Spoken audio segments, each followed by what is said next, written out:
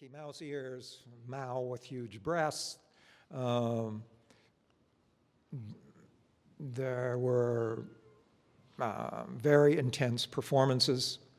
Zhang Wan, for example, was known for his nude performances in the East Village, where he would hang in chains from the ceiling of his studio and have someone cut his vein and he would bleed into a pan. They were really pushing the boundaries. So it was a fascinating scene, and no one in the United States at that time was paying much attention to it. So I was very lucky in that this huge story fell into my lap. And I did many, many articles for Art in America, and then did a book for Prestel called New China, New Art, which covered that scene from 1976 to 2010. So I wasn't coming as a blank slate. But yes, of course, I visited the archive in Beijing, and I was very, very fortunate to have the help of Harry, who was here earlier helping us get set up technically, who I would harass constantly, like, hey, what was he doing in this city at this time? Can you please get me some information out of the archive? And then Harry would translate, and so it was very much a kind of reciprocal effort. So it took about a year to put all that together. And when I look back at it now and read some of the passages, I realize I went into a lot of historical detail. And so if you do read the book, you'll get a mini education on art and life in China during this period. Yeah, and I'm circling back on this, but like, why sculpting empathy? Why sculpting empathy as a title? Well, I'm thinking in terms of that arc I described earlier, because I see Liu Shiming as going from someone executing programmatic art according to a doctrine, according to an ideology, to someone who is directly observing life in the provinces, and who, by the end, is making work that is deeply sincere, and it's a kind of achieved sincerity. And he's making it at a time when a lot of the rest of the contemporary art world is steeped in irony, and there's no irony here. I mean, he means it, when he shows you his lovable grandson. He really loves his grandson. When he shows you this figure of a mother holding her child, and the child's head looks like it's being born out of her, he's really tapping something very deep and very sincere. And I think that's a commendable accomplishment. So empathy, finally, sorry. The word empathy, as opposed to, say, sympathy, sympathy is understanding someone else's pain. Oh, your father died. My condolences. I'm so sorry. Empathy is when you share that grief. Maybe you don't share it quite as intensely, it's your father, but when I feel some pain along with you, that is empathy, and that's what I think his work is endowed with. And so, if you had to explain Liu Shiming's work, like Liu Shiming's style, to someone who has no idea about who he is, who he was, what he was doing, how did you define his work? I'm an old-fashioned humanist, and I think he was too. It's interesting that virtually all of the work we have that we think of as his own, as opposed to the programmatic work at the beginning, looks like immediate observation. But in fact, it was made 15, 20 years after the fact. after he returned to Beijing and was teaching at Kaffa at the end of his life, is when he made most of this work. So he's actually recalling very, very vividly, very specifically, what he saw 10 years, 15 years, 20 years prior, which means that it was deeply etched within him and obviously very meaningful to him, and that's why he's able to make it meaningful to us. Do you think it's one of the things that struck you the most when you did like all your research about Liu Shiming, or was it something else that really opened up about like who he was, the way he was working? Did you discover something that really unusual about him that you really wanted to focus on also in this book? Well, there are funny anecdotes. He was a rather eccentric fellow, and he became more so as his life went on. And by the time he's in his 80s, people talk about him, putting on paper hats and yelling at the television and things like that. But one of the things that stuck in my mind from early on in his life, I mentioned that his father was away in Europe for 4 or 5, 6 years, whatever it was. And of course the mother is there raising him on her own. And one of the things she did was teach him kissing. Like every mother should do, I guess. I don't know. But when the father returned, that stopped immediately, completely, and forever. But some of his most tender works at the end of his life are works about mothers. I mentioned the one where she's holding the child between her legs. There's another one where 4 figures are in what looks like a round boat with a divider. And there are 2 smaller figures that are like lovers, kissy face. And on the other side of the divider is a mother with child, holding a child.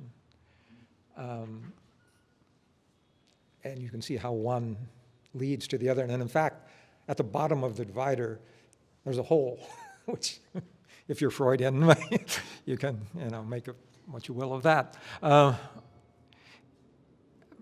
But again, as he, I think, achieved sincerity, he also achieved tenderness. He started out with heroicism and ended with tenderness, which is not a bad life's journey. And so, like, what advice? Oh, sorry. Sorry. One other thing that I've been thinking about more recently is that psychologically, there's a kind of black hole in Liu Shiming's work. He left Beijing in 1961 to go to the provinces. Right? In 1958, Mao had declared the Great Leap Forward. Okay? This was a policy that was supposed to help China industrialize. And the way it was supposed to happen was that the farmers would all collectivize, and this would be more efficient. They would be able to produce more food and free up labor for industrial manufacture. And it was a complete and utter failure. And it was made much worse by the fact that the central government levied quotas for each of the provinces and each of the communes for the amount of steel they had to manufacture and the amount of grain they had to produce and ship to the cities. As a result of that policy, somewhere between 30 and 40 million people starved to death. And Liu Shiming left Beijing and went to the provinces where the suffering was most intense at exactly that time. But there's nothing in his art about it. there's everything about people in very humble circumstances, sleeping with their animals, laborers carrying things on their backs. A little bit like, Millet's the man with the hoe, he's almost one with his tool. There's a lot of that sort of thing. But there's no depiction, unless you guys are holding it back from me, you foundation people. There's no depiction of starvation. There's no depiction of mass burials or anything like that. Is that a denial on his part? Is it a trauma too terrible for him to deal with? I don't know. I just know that it's there. It's the black hole in space. Okay. Got to follow up to that? Yeah. So, okay. That was, yeah, okay. So you explored like his entire life. You had the chance to go to Beijing to browse the archives, to work with Harry on all the inventory and see like most of the pieces, I guess, also.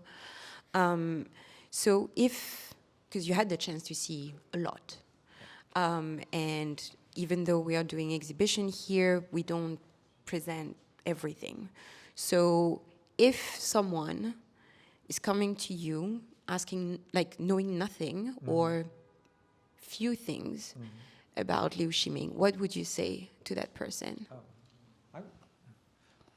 I would point them to a few key pieces because I think the story is solidified in those examples.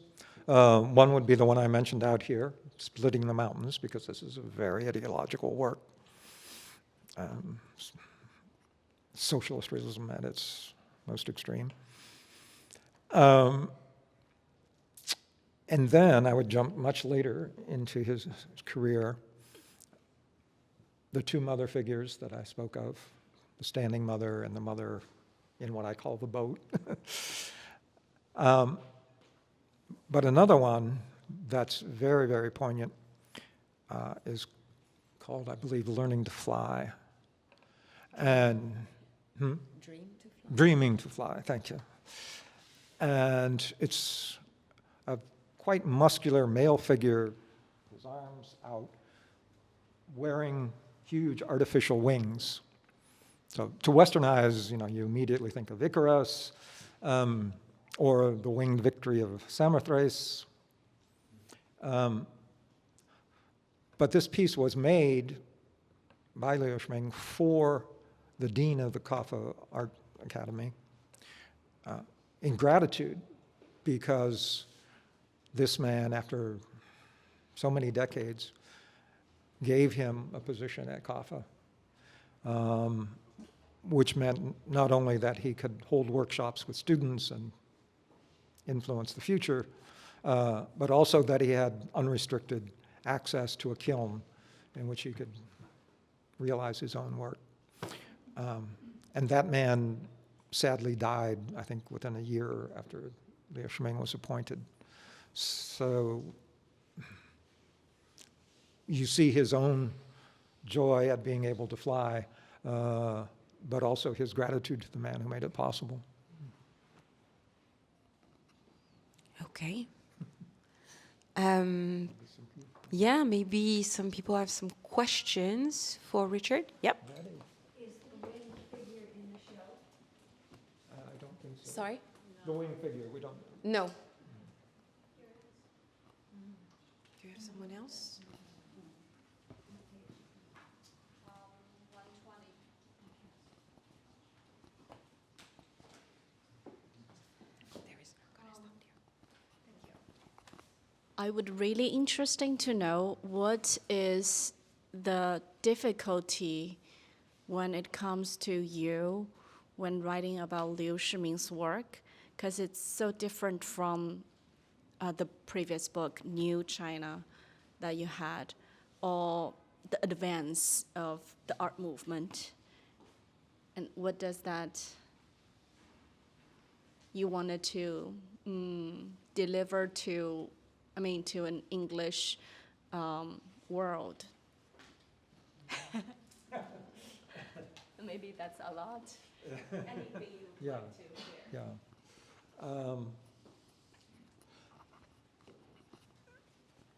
Yeah. Part of it had to do with my own process, which meant coming to terms with my own prejudice. Because as I said at the beginning, upon first sight, this was not work that I immediately responded to. And I frankly had to deal with the idea, well, maybe it's just sentimental, you know? But as I say, the longer I've worked with the material, the more I have learned about Liu Shiming, the more I've come to respect what he was actually doing. And I think what he was actually doing is something that the contemporary art world is very much in need of, which is booking outside its own bubble. By the time I left Art in America 3 years ago, we would have staff meetings. Everybody was younger than me at that point. And all the younger people would bring ideas, and their ideas were always about artists from the global south, artists with disabilities, and artists who were gay or trans. That was pretty much it. If you didn't fit at least one of those categories, you pretty much were going to be neglected. And as for everyday people in this country and elsewhere living everyday lives, they were either neglected or disdained.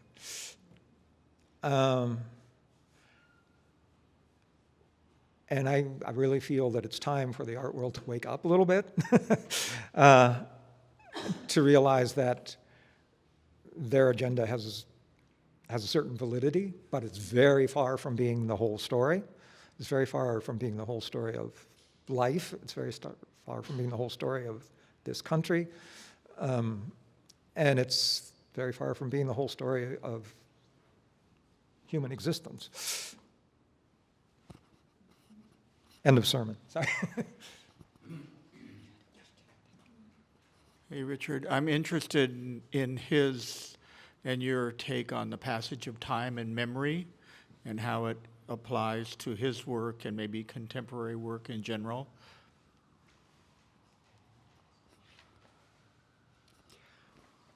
Yeah, I think that for him, it was so vivid that it didn't feel like memory. I think these images lived in his mind so vividly that it wasn't a process of deliberate reclamation. It was dealing with his friends. But that can only be true because when he was having those experiences, when he was seeing those scenes, he was observing very closely. And he's quite a good writer. There are many, many passages in the book that quote directly from Liu Shiming's letters, journals, and whatnot. He sees with a very sharp eye, and he's very compassionate. And so I think that although it was a work of memory, in one sense, in another, it was simply expressing what was in him at that moment, in his later years.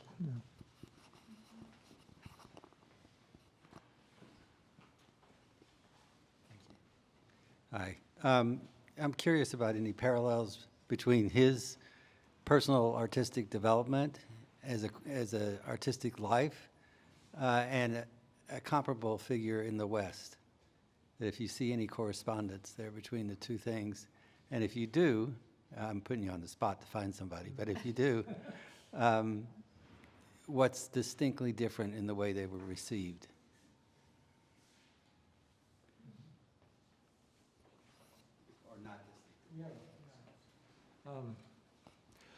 Well, as you know, in the West, we had a lot of artists who worked for WPA, a lot of artists who in the 30s and 40s were highly influenced by radical leftism, sometimes communism. In the 60s, we had lots of people running around endorsing radical left regimes, including Mao's. But most of those artists, as they went on with their lives,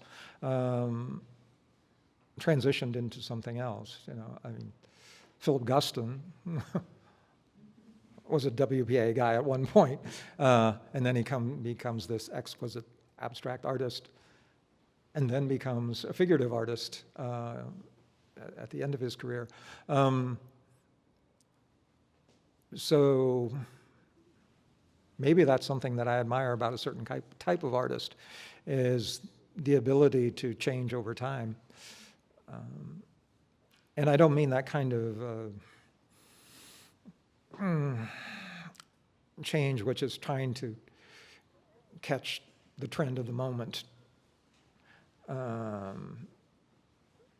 That's very cynical from my point of view. But I think there are certain artists who genuinely go through deep inner transformations and do express that in their work.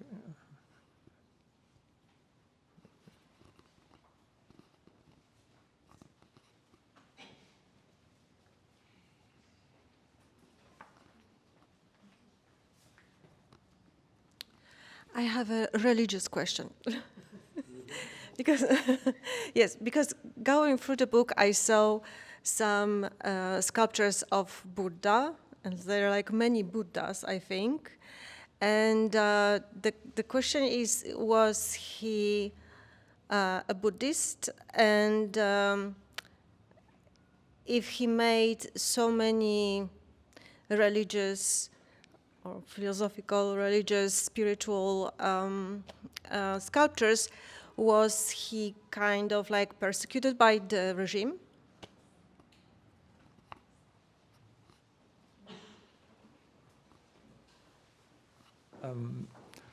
My impression is that the religious references have more to do with Chinese culture for him than it does with religious conviction. I think it was just part of the world that he was raised in. You know, China had, you know, very strong Buddhist influence, Taoism, Islam, little Christianity, and Confucianism, which is not formally a religion, but we speak of Confucian temples and things like that sometimes. And the figure of Confucius is almost like a saint to many people. But I think for him it had more to do with Chineseness than it did with religiosity.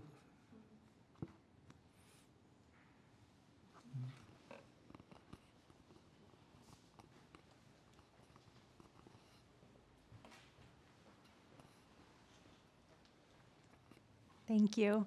If you could meet him today, what would you want to talk about? I could meet him? Yeah.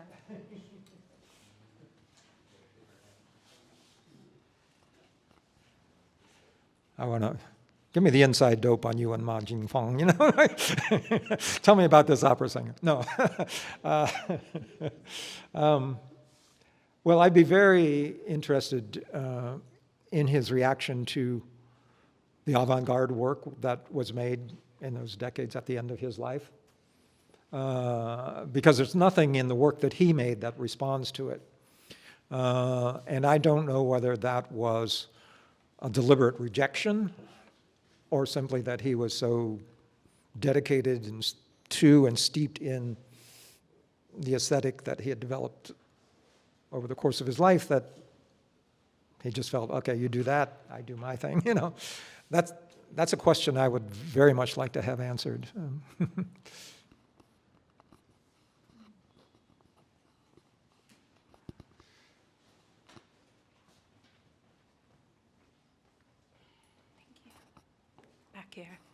I have a question about his use of color.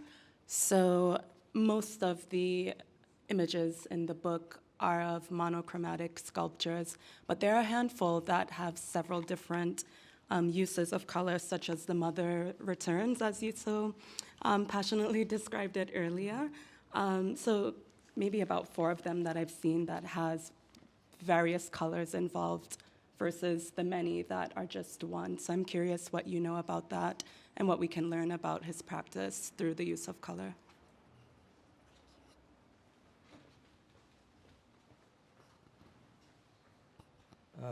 As you probably know, I mean, color in sculpture is a very heated issue in some quarters. We were all sort of collectively shocked when it became firmly established that, you know, all of those wonderful Greek classic sculptures that we had admired for so many decades had originally been painted. And certainly there's, you know, polychrome sculpture throughout history, both in the West and in China. I think in his case, he was making this work very often not knowing if he'd be able to realize it in another material. So he would be making it, say, in clay,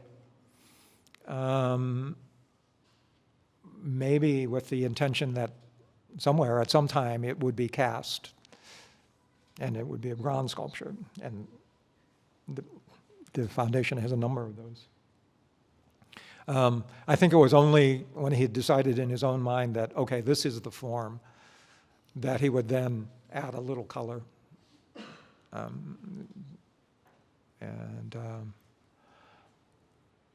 He doesn't use a lot, and it's not very bright. It seems almost like a tonal highlight. I don't know what to say beyond that. Yeah.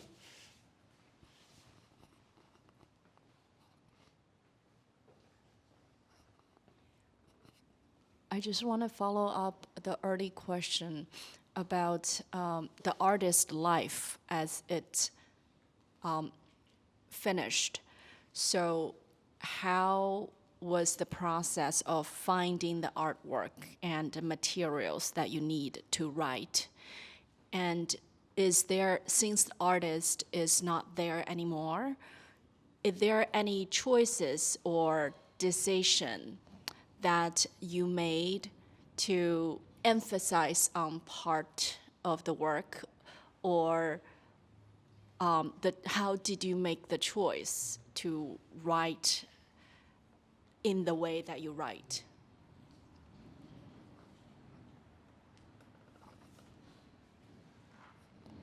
So the first thing to note is that Liu Shiming is extremely fortunate in that along in the middle of his life, somewhere in late middle age, he married a woman who was a widow and had 2 children. She had 2 children. And his stepson, who we all think of as his son,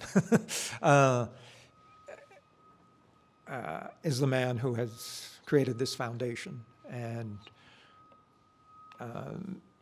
done everything possible to preserve his father's legacy. The foundation, you know, not only preserves the work and exhibits it far and wide, it also gives a large number of scholarships. I think it has starting a residency program, perhaps. Anyhow, most artists would kill to have someone like that who would take care of their work after their demise. So among the resources I was able to draw on was a large archive in Beijing of handwritten, hand-drawn materials from the artist, and these works that have been preserved. some of them quite fragile. I saw my task as presenting the whole life and the whole range of work. I wasn't writing to make a point. I was writing to tell as best I could the story of this artist and what he did and what he made, and speculate a little bit as to why.